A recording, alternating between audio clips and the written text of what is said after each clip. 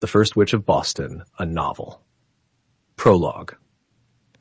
Charlestown, Massachusetts Bay Colony, June 28, 1648. As he waited upon the dock, Thomas Jones wanted nothing more than to be rid of Massachusetts. He wiped the mist from his brow with the back of his hand, surveying his worldly possessions, 2 trunks and 1 basket containing a wary-eyed tortoiseshell cat. The cat regarded him with disdain. "Come, Molly, take that look from your face." He reached down and ruffled the fur of her sizable mane. "We could use a good mouser aboard." Thomas stood straight and found himself looking down into the ruddy and perspiring face of the captain of the ship. Welcome, which awaited him at the end of the dock. The captain's eyes widened slightly as he took in the height and breadth of Thomas. Thomas held the brim of his hat and nodded once. "She's a good mouser, she is." The captain smiled down at the cat. "No doubt she is that, judging by the look of her." The captain held out his hand. "Captain Davies." "Thomas Jones, sir." He shook the captain's hand, but then paused, his blood going cold. Would the captain have heard of him? The fear that followed his introduction of himself was not immediate. There was a slight delay, like when one dashes down a cup of rum, and the force and fire of it takes the briefest moment to take hold. It was the same as when someone mentioned his wife, and he thought of her, pictured her in his mind's eye.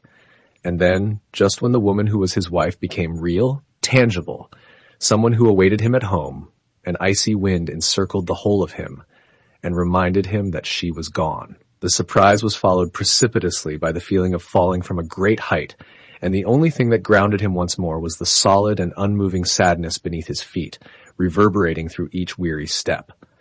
"And where is it you are headed?" the captain inquired. "New Amsterdam or Virginia?" "Neither." Thomas cleared his throat, squinting against the sun as he gazed up at the rigging of welcome. "I make my way to Barbados, sir." "Oh, I? Have you been before?" Thomas shook his head. "This time of year, it's as hot as the cauldrons of hell. It is." Captain Davies chuckled at his own remark. "What takes you there?" "Some business to attend." Thomas smoothed the corners of his mustache with his thumb and finger, mulling how best to answer, for Captain Davies was not of Boston, and the answer was a most complicated one. "You could say that, sir. More of a new beginning. So I've heard many a man say that, and it always means they are trying to get away from a woman." The captain pulled upon his salt-stained coat lapels and nodded knowingly. Thomas was at a loss for words, and so he looked down to the cat. Perhaps she might know the proper witty response. She looked up at him with her peridot green eyes as though saying, "How dare you think I might get you out of this mess?" "Very well. I'll not wrestle any secrets from out of you. Have Smitty here see to your trunks and come aboard.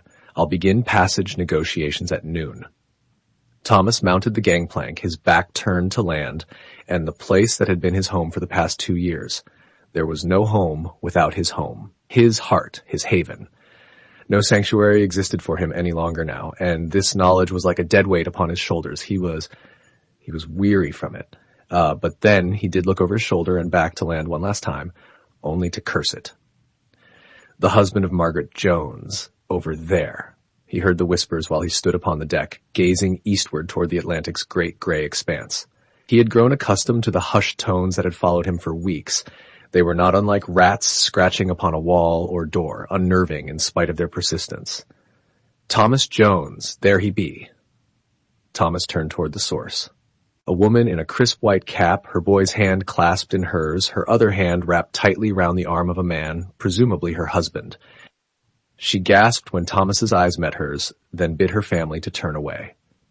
Pious fools. Boston was infested with them. Please click on the link in the description.